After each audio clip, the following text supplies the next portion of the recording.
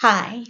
In this presentation, I'm going to introduce you to and provide a brief overview of the emerging healthcare profession of yoga therapy. This is a field that I have been working in for almost 2 decades, and I'm going to go through the difference between yoga and yoga therapy, what makes yoga therapy unique, its most important tenets, who is most likely to benefit from undertaking yoga therapy, what a session might look like, the broad settings in which yoga therapists are now working, some information about training within this profession, and where the field is going.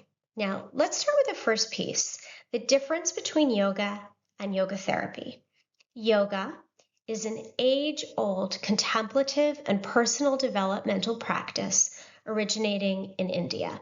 And it includes many things. It's most commonly known these days for postures, but it also includes breathing techniques, meditation, certain philosophical premises, and other. And hundreds of research studies have shown that undertaking yoga leads to health benefit. Yoga therapy is a clinical healthcare profession informed by yoga that works with health conditions and crucially places importance on the relationship between the yoga therapist and the client. In addition to the distinction between yoga and yoga therapy, I also want to make another one, which is the distinction between therapeutic yoga and yoga therapy. So there is a growing awareness of yoga's value in health conditions, and I'm so pleased to see that growing. Therapeutic yoga is where a yoga teacher undertakes additional training to work with a health condition and employs certain techniques, certain precautions are considered, as well as sensitivities. So, for example, one of the most popular trainings that yoga teachers are undertaking these days is trauma-informed yoga, and a school will make suggestions for best practice and, again, the other considerations that I've named.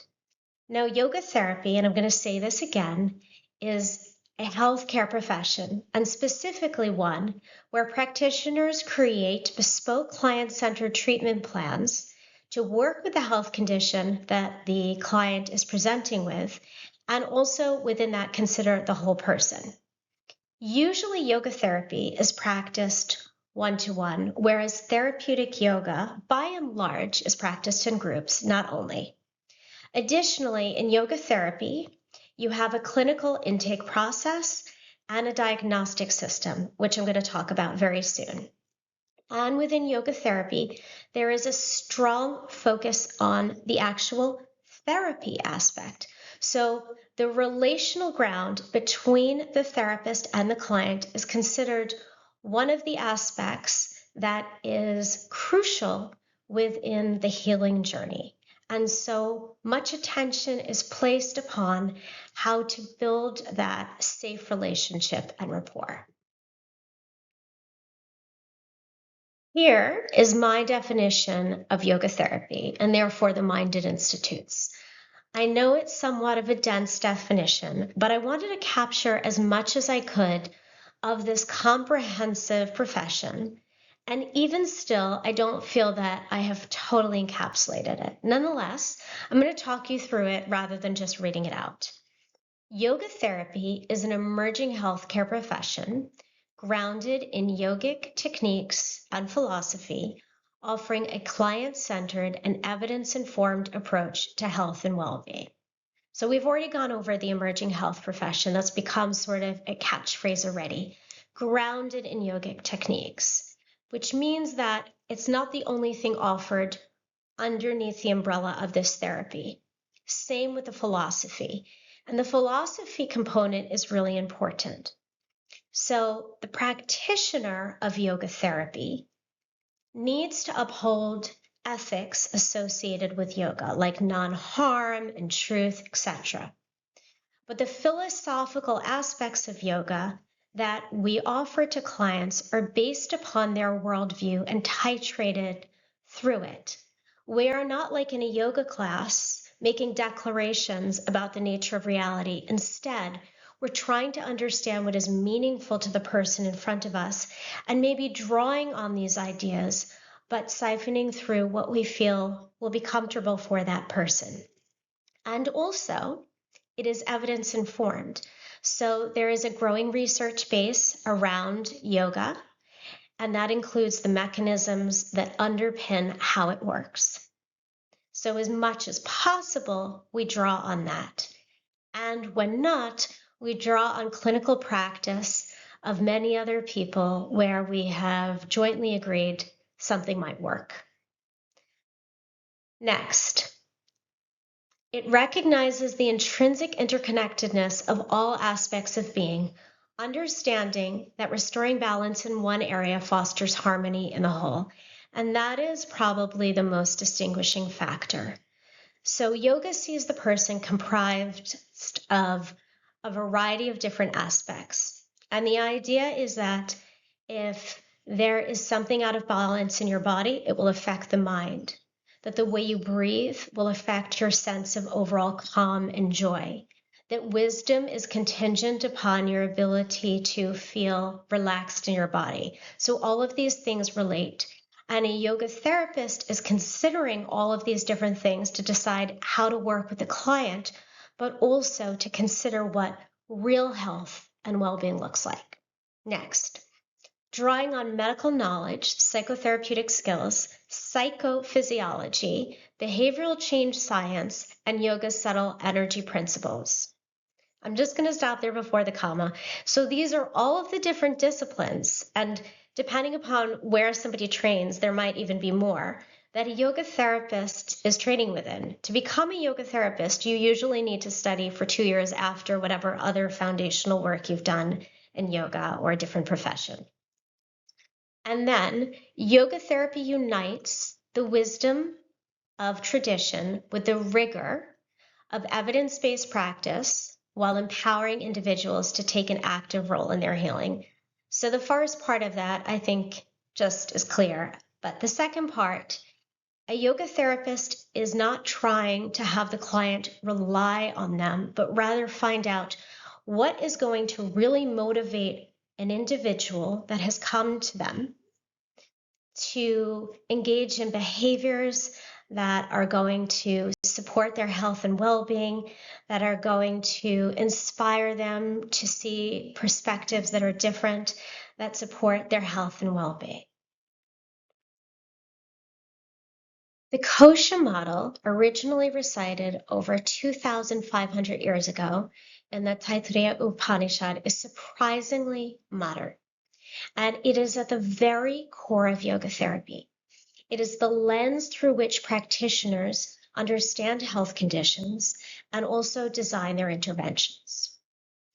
The primary ideology of the kosha model is that the human being is comprised of 5 interdependent, what's often translated into English as sheaths. Personally, I prefer the word layers or aspects.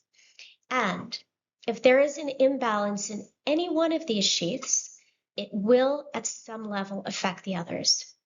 Likewise, if we cultivate health and well-being in one of the koshas, it will have at some level a positive effect on the others. In an ideal world, we would be cultivating balance in all of them, but that obviously is not always possible, especially when we're talking about a health condition. So what are these 5 koshas? The first is the body kosha. Basically, it's your physical being, your anatomy and your physiology in totality. The Sanskrit for this is Annamaya kosha. Then we have the breath energy body, which is about your level of actual energy and also related to how you breathe, 2 things that are deeply intertwined as we understand within modern respiratory science, and yoga has understood for thousands of years, and that is called the pranamaya kosha. Then we have the kosha responsible for everyday thinking, right? Let's say just the mundane mind, for lack of another way to describe it, and that is called the manomaya kosha. And then we have the mind of wisdom, the part of ourself that we can access that makes good decisions, that sees new perspectives, that allows us to be innovative as well.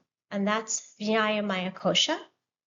And then finally, we have this aspect of us that is pure bliss, totally connected, something that actually there can be no imbalance within, but can be obscured by imbalances within the other koshas. And that is known as Anandamaya Kosha. And a yoga therapist, when they are working with a client, is going to consider how whatever health condition the client is presenting with is showing up through all of these koshas, even if the client is focused on one particular aspect of their health condition, or their health condition seems to be related to just one aspect of their being. The best way for me to explain to you what the kosha model looks like in practice as a diagnostic system and to design an intervention is for us to consider a theoretical person with a health condition. So let us envision somebody that has PTSD and is seeking out a yoga therapist. So the client will get in touch with the yoga therapist, and the mode through which that happens is usually based upon the methodology used by the school that has trained the yoga therapist. So for example, at the Minded Institute, there'll be some possible initial email followed by a phone conversation, then an intake form is sent to the client. But regardless of how that happens, the client is going to express why they came, what's important to them, what specifically is bothering them, right? They have PTSD, but how is it presenting for them in a way that is causing stress that they would like to see change? And maybe they want to build specific aspects of health. And the yoga therapist will hold that with the utmost importance because yoga therapy is a person-centered model. And at the same time, they're likely to consider things beyond what the client has expressed. Firstly, they're going to be considering how PTSD is presenting potentially through all of the koshas, and we'll get there in a second. Additionally, they may also be considering other imbalances or health issues that might be presenting in different koshas, like maybe this individual also has problems with digestion. Maybe the client is not coming to work on that, does not see it as related. Maybe the yoga therapist is considering that. Often with PTSD, there's dysregulation almost always in the autonomic nervous system, and that can affect digestion. So these things might overlap. And even if they don't, because the yoga therapist is looking at the whole person, they will focus on what's meaningful to the client, but keep a broad view of balance, imbalance, health, the lack thereof overall throughout all of the koshas. In addition, they are not going to just look at imbalances within koshas, but how the kosha presents overall. So there may be things within the physical body that are in alignment, that are working really well and in service of that individual. The point is that we're looking not just at all of the koshas, providing a whole person approach, but at each kosha through a broad gamut of considerations. So if we're thinking about PTSD, what might be likely to be presenting in different koshas? And an individual will have much more nuance. Here we're talking about some considered token person. As I mentioned, they're likely to have some level of dysregulation in the autonomic nervous system. During a traumatic event, the body often is trying to protect itself. A holding pattern can arise, being coded very quickly, and there might be long-held bracing, like the shoulders are lifted, or in yoga, we often talk about the psoas muscle being tight. Maybe that's presenting, or other aspects of the body being tight and in a consistent holding pattern. And this might be something that we notice when the client comes to work with us, right? Or they may be information on the form that asks questions about stiffness in the body.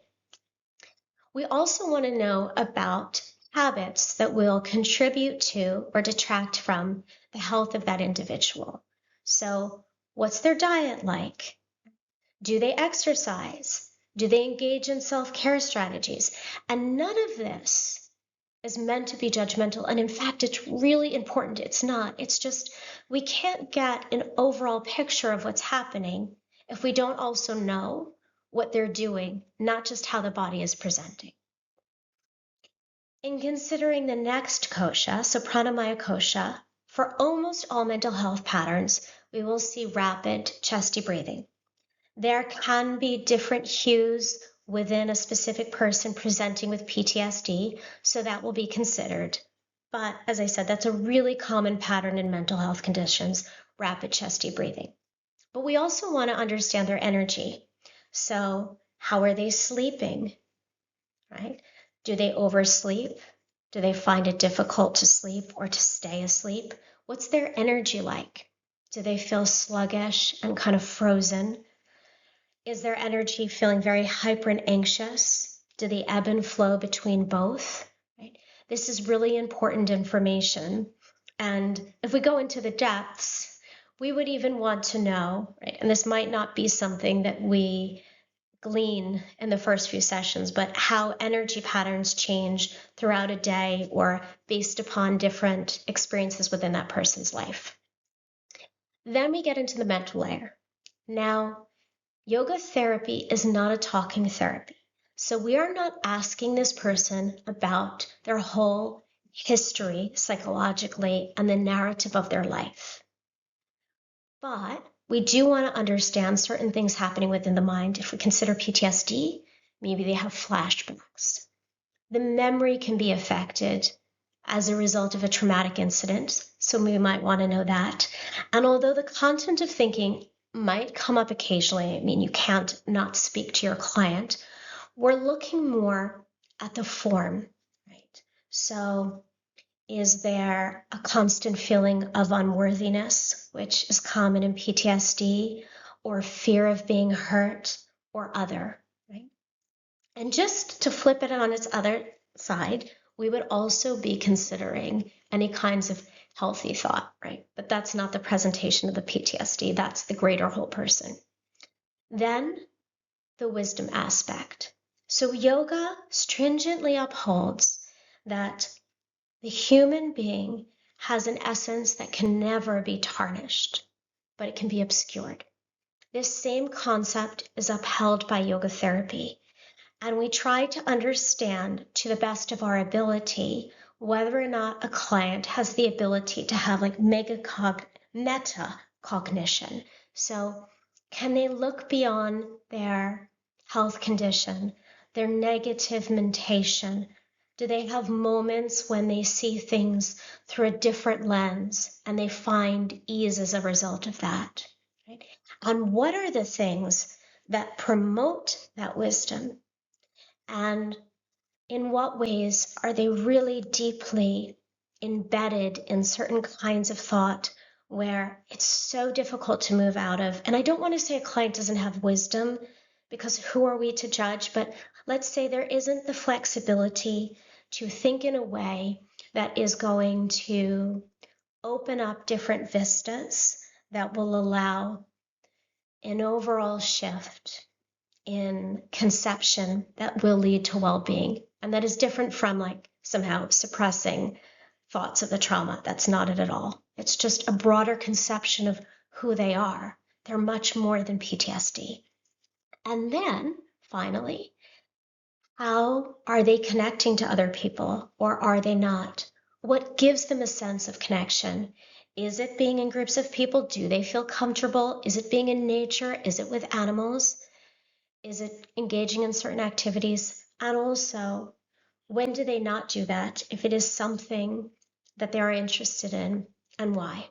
So this is a lot of information, and we're trying to garner as much as we can from an intake form on the Minded Institute. We actually ask questions in a manner that allows us to consider all of the koshas. That's not as sensible to the client, but we do that. This is a lot of information, but yoga therapy is truly a whole person approach. So by having this comprehensive information, it's then possible to consider, okay, what practices do I think are going to have the greatest overall impact across this person's koshas that they're going to feel comfortable doing? Like, what is going to be a useful starting point, right? Are we going to begin with certain kinds of movement that may open the body, allow for easier breathing, then a shift in perspective because that person is not in physical pain, and so on and so forth, right?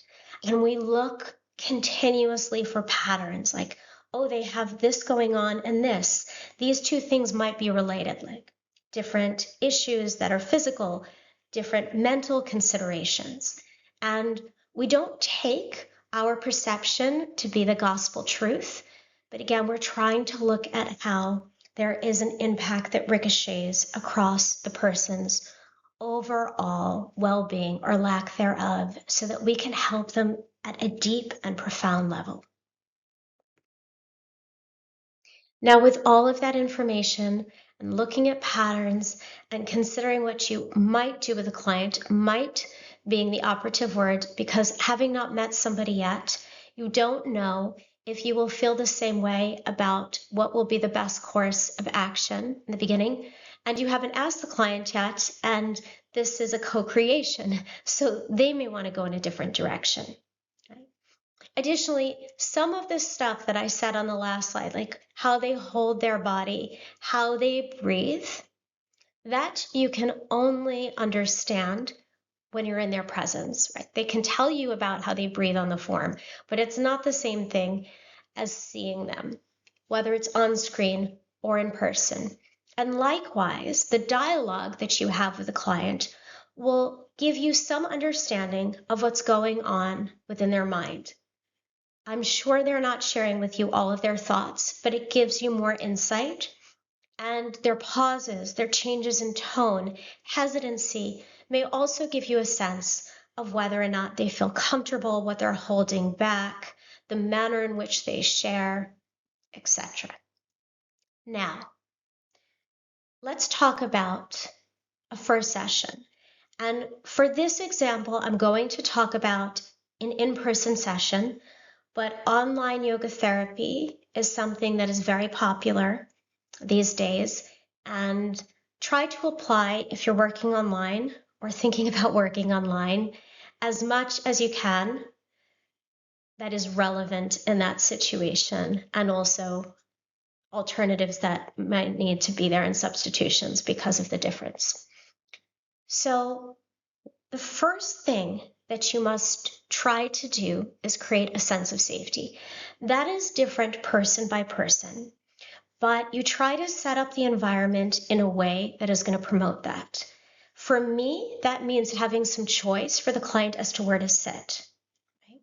And that includes having 2 chairs. I know you don't see that here in this picture, but 2 chairs. Maybe they want to sit in a chair, having 2 mats.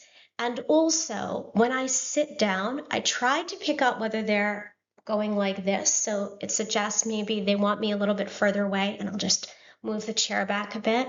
Or leaning in, I might come a little bit closer, right? So I'm trying to sense into the space between us and what feels comfortable for the client, and also letting them decide where they feel comfortable in the room. I will never have scents in the room. People may be allergic to them. They may have negative associations with smell. Smell and memory go hand in hand.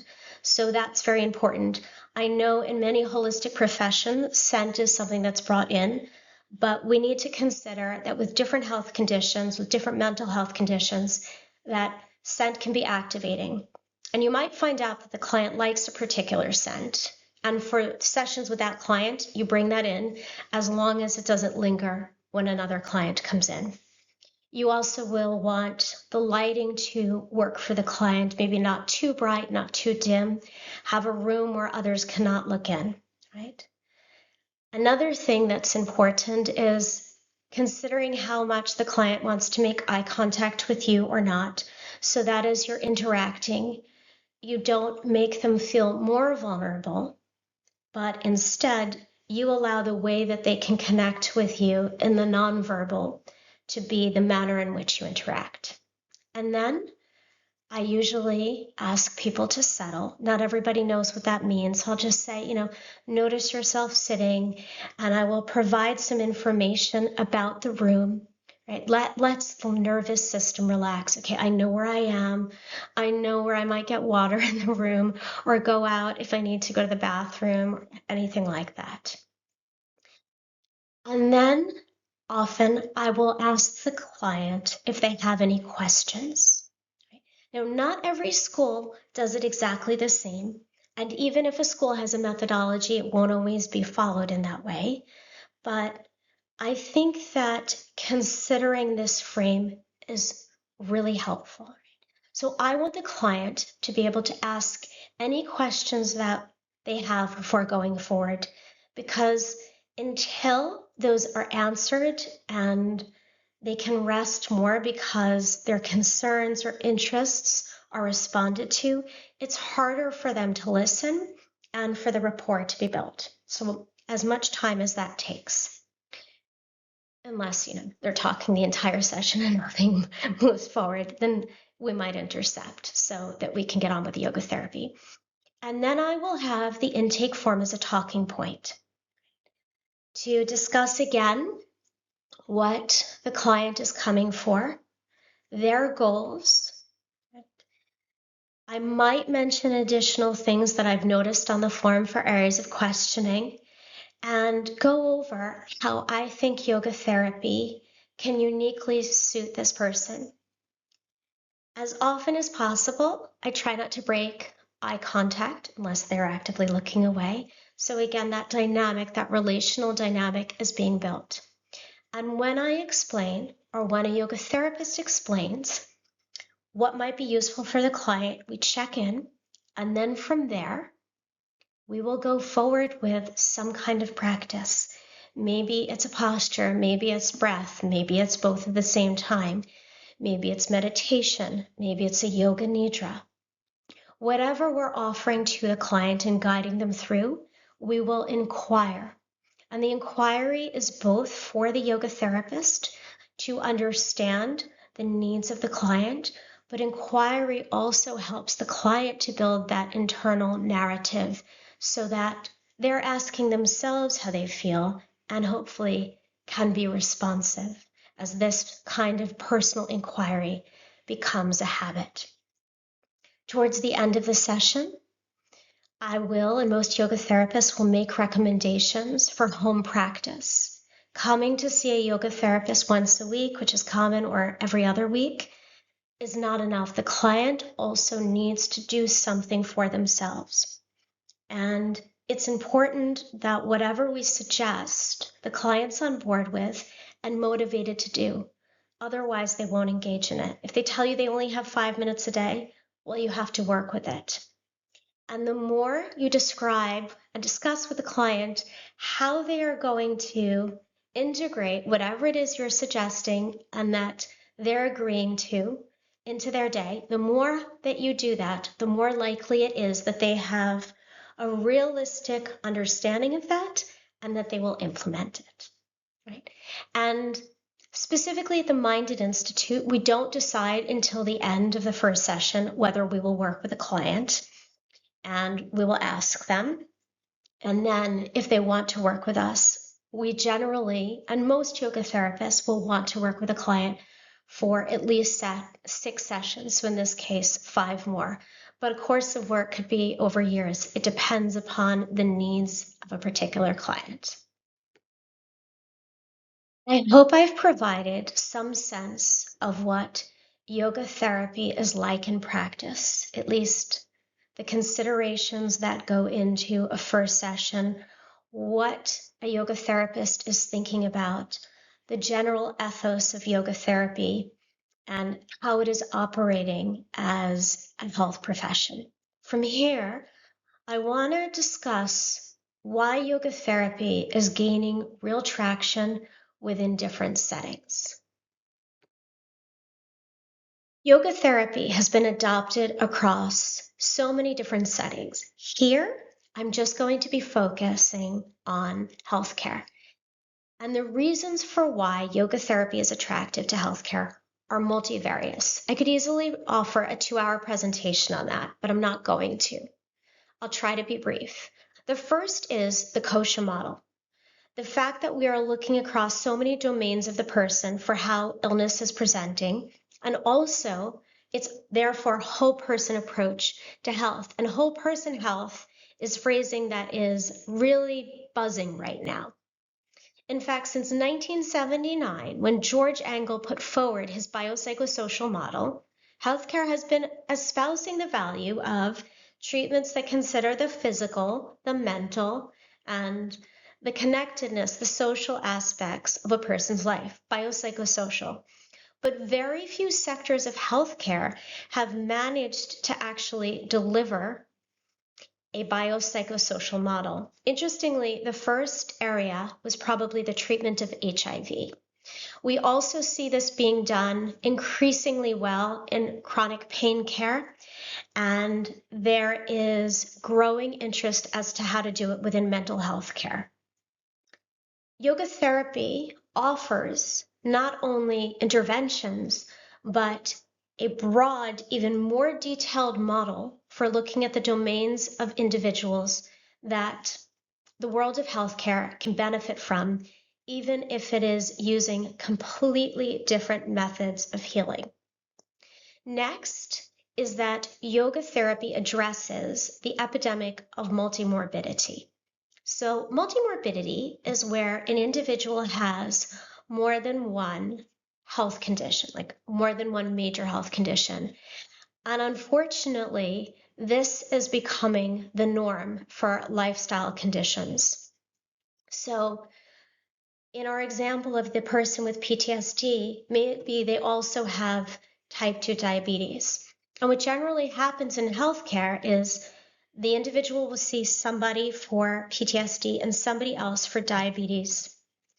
And although that might be necessary when considering medications, actually, they may have similar pathways, especially in the health behaviors or the lack thereof that the person is engaged in.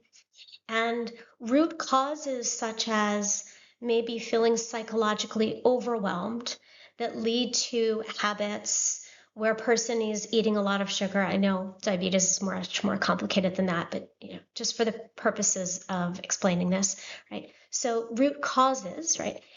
If we look at that, we may also be able to help both conditions dually, and a yoga therapist inherently is looking at more than one condition at the same time and considering interventions that will work with many different things. So work with increased levels of sugar as well as dysregulation in the nervous system.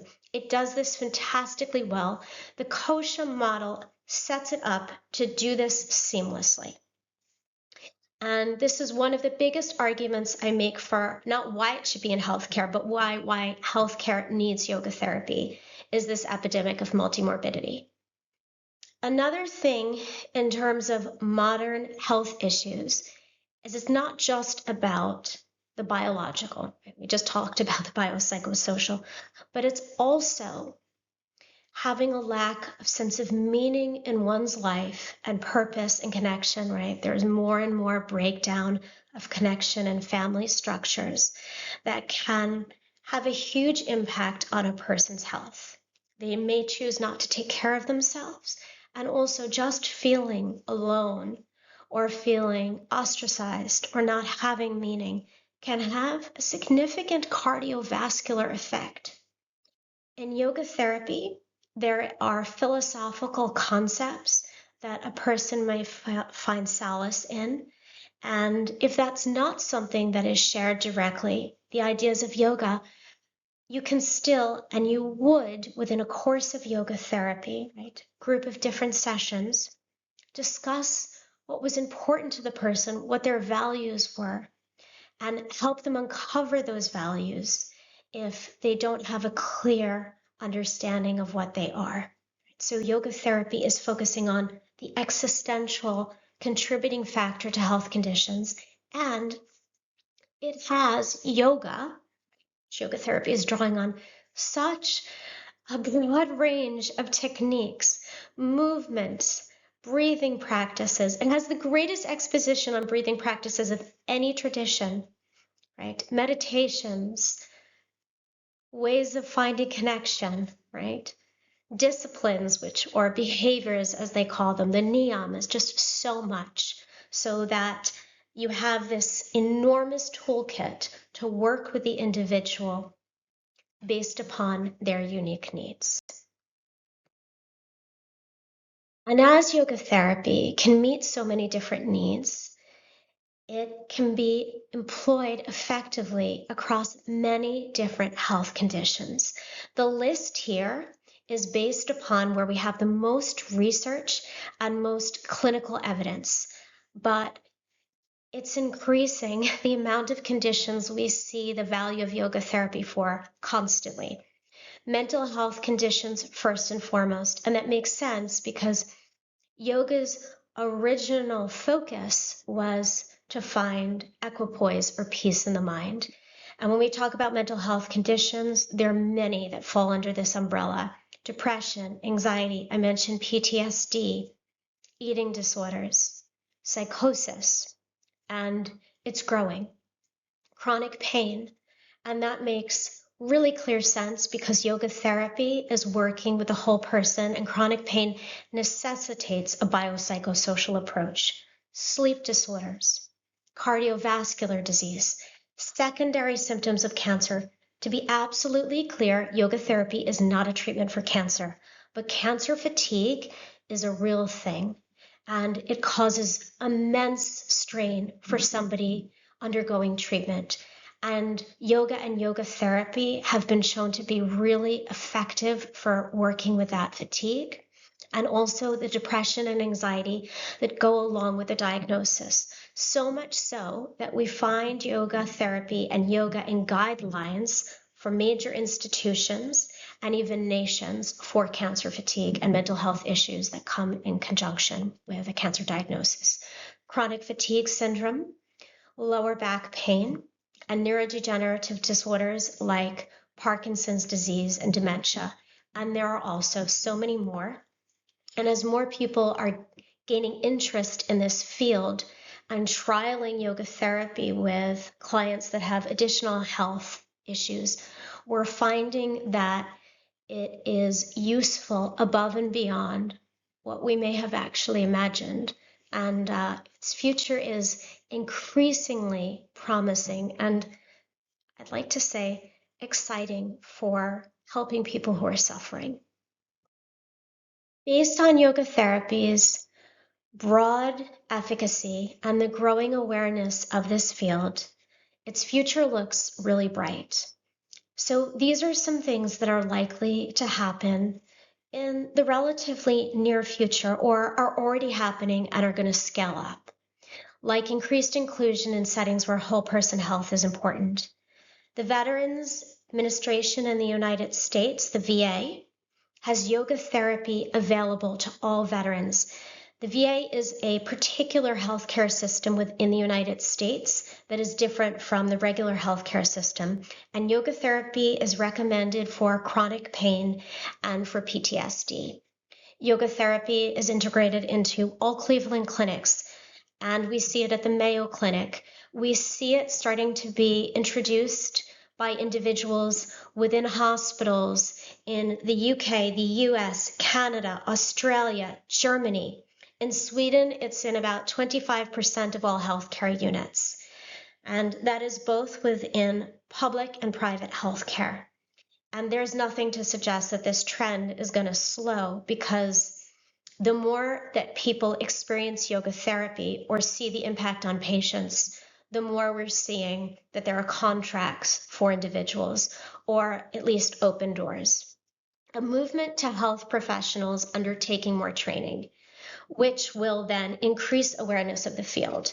So I can say this from my own perspective as the owner of the Minded Institute. I am seeing more and more health professionals either wanting yoga therapy skills, not just yoga skills, yoga therapy skills, or wanting to become yoga therapists. I'm actually starting to see a tipping point where in some of the continuing professional development I do, there are more health professionals than yoga professionals. And when that happens, then there is an increased awareness within that entire field, and yoga therapists that also might not be health professionals gain greater entry and faster entry.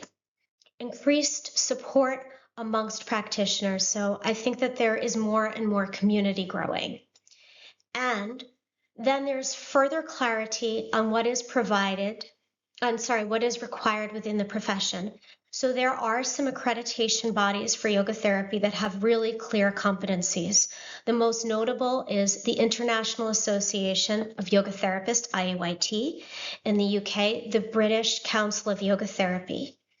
But there's still a lot of differentiation regarding curriculum, and that is beautiful, but also to gain real legs, healthcare professions need to agree more stringent criteria that run throughout schools. Not everybody might be excited by that, but that is what will drive the field forward if healthcare and schools and areas other than private settings are where yoga therapists wish to work. If you want to train as a yoga therapist, there are certain things that you need to consider that the school should have, and also that will probably be part of that journey. So first of all, yoga therapy is not a foundational training. You need, in most cases, to be a yoga teacher first with a certain amount of practice hours and often a certain duration through which you've been teaching. Some schools like the Minded Institute will also allow health professionals to join that have a strong yoga practice. And the education should be between at least 600 to 800 hours, if not more. So the International Association of Yoga Therapists requires 800 hours of tuition. The British Council of Yoga Therapy requires 600. And it is really important that you choose an accredited school because it means that it has been vetted.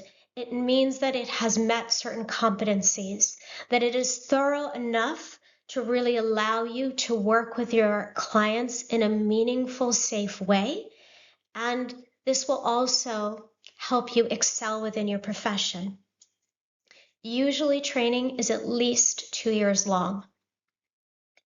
And there will be a study of a broad range of topics that will be threaded together. So yoga philosophy and maybe psychotherapeutic skills. So we're talking about non-harm and how we interact with the client in order to attune to them, to not project onto them, and to really consider their safety and their needs, to come from a place of truth. We call that congruence in counseling and psychotherapy, or just, truth in yoga. There'll be some medical knowledge that should be delivered. You will certainly not be a doctor, but you do need to understand health conditions and in some level of depth, physiology, behavioral change science, and other. And personal development should be an intrinsic feature of the school. Yoga therapy, once again, it is relational. So your interaction with your client is going to have an impact on their overall health and well-being. It's not just the practices that you are offering. And so schools that train yoga therapists well require individuals to engage in personal excavation. And that might be done in a yoga training, but in a yoga therapy training, it's often done and should be done at a deeper level Clients may trigger us, clients may make us feel uncomfortable, and we need to know how to be present with things that are arising for us, to reduce psychological activation, to provide a broad container, not to be perfect, and to also know when we are projecting our thoughts and ideas onto somebody else rather than really hearing what they're saying to us. And then supervision. So many schools, I would say all accredited schools, have some sort of mentorship. This is me being on my high horse, but I also feel that supervision is really important, like proper supervision where for every so many client hours, you are seeing a supervisor who discusses that client work with you and your own, again, personal development, not a therapist, but your personal development.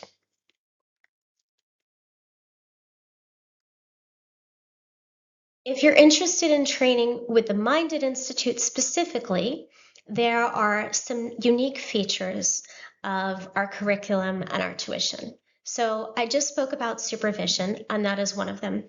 We have an entire supervision system.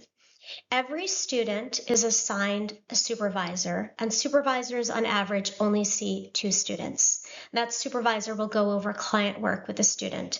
There's also a group supervisor for group work of 5 to 6 people. Supervisors then, whether they're group supervisors or individual, have to go to meetings with supervision leads to discuss the work that they're doing with students, to ensure that they are considering things ethically, that they are helping students to manage difficulties, and also really promoting student growth even when it may be a bit challenging. And supervision leads are then answerable to a supervision manager, so it's tiered. We also have a very strong focus on personal development, which increases year on year. And we draw on the yoga schools, also Buddhism, and counseling for this. So all of these. We are internationally recognized for our focus on mental health. That is where we started. And although we focus on the range of conditions that most yoga therapy schools do, we undertake a deep dive into mental health, and many healthcare practitioners therefore join our diploma. We undertake an in-depth study of neuroscience, possibly, I believe, the deepest you will find in any school. And that's in part because of my personal love of neuroscience and my own postgraduate academic studies in it. And linked to that, we are highly academic. In fact, we're one of the most rigorous schools in the world, and that may be a reason that you would want to train with us or absolutely not want to train with us. And we have tiered pathways now. So people can enter and undertake 1 year focusing on yoga therapy for mental health. They don't become yoga therapists, but they do receive certification as integrative minded therapists. They can do the 2 years and receive the yoga therapy accreditation or certification that we've been offering for years. And we also have an extra year that people can undertake in psychotherapy to become duly trained yoga therapists and psychotherapists. Just for clarity, it's not that we just add 1 year and suddenly you become a psychotherapist. You cannot do that in 1 year. It's that the first 2 years have so much mental health knowledge and counseling skills integrated within that they serve as the foundation, and then the 3rd year is on top. I hope that this has given you a greater understanding of yoga therapy and various questions that you would have. I know it may not necessarily seem that this presentation was brief, but in terms of the information just about what the profession is, this is actually an overview. If you'd like more information, you can go to the Minded Institute's website. If you're interested in training with us, you'll see professional developmental courses. And if you want to become a yoga therapist or an integrative yoga psychotherapist, if you're already a yoga therapist, you will see that we have very thorough prospectuses on the website for both of those. Get in touch if you have any questions, and I wish you well.